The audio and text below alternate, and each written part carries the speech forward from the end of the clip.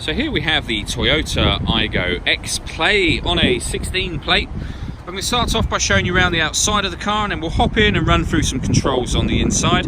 But from the outside you can see that it's a 5-door car. We'll start off inside the boot and then work our way around the rest of it from there.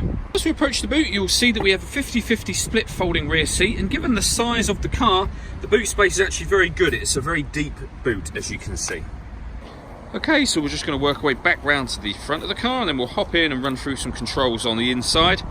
But now that we've done a full circle of it, you can see it's in wonderful condition the whole way round. Just briefly before we climb in, I think it's what we're seeing the interior from this exterior point of view. The seats are as good as new. There's plenty to run through on the dashboard, so let's hop in and we'll do that now.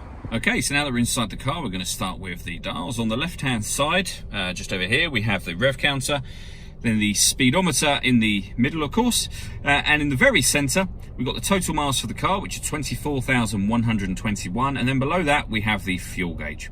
If we back out to the steering wheel, on the right-hand side, we have the ability to answer and end phone calls. That is, of course, once you set up the phone, and I'll show you where that's done in a moment.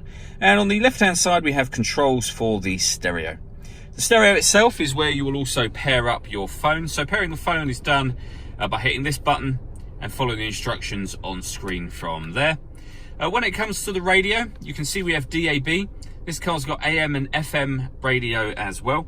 And then on top of that, if we press the mode button, you can see we have Bluetooth audio, auxiliary input, and we've also got USB input too. So plug in the device via USB and you have that come up there as a third option. Below that section, we have the air conditioning. So firstly, this outer dial determines the temperature. Fan speed is set with the middle one here. Below that, you can decide where you'd like the air to be distributed when it enters the car.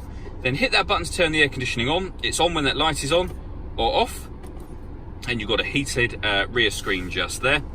Underneath that section, we have a 12-volt charging socket and the auxiliary and USB inputs that I mentioned a moment ago. And finally, a 5-speed manual gearbox. All that leaves me to say is thank you for taking the time to watch this video.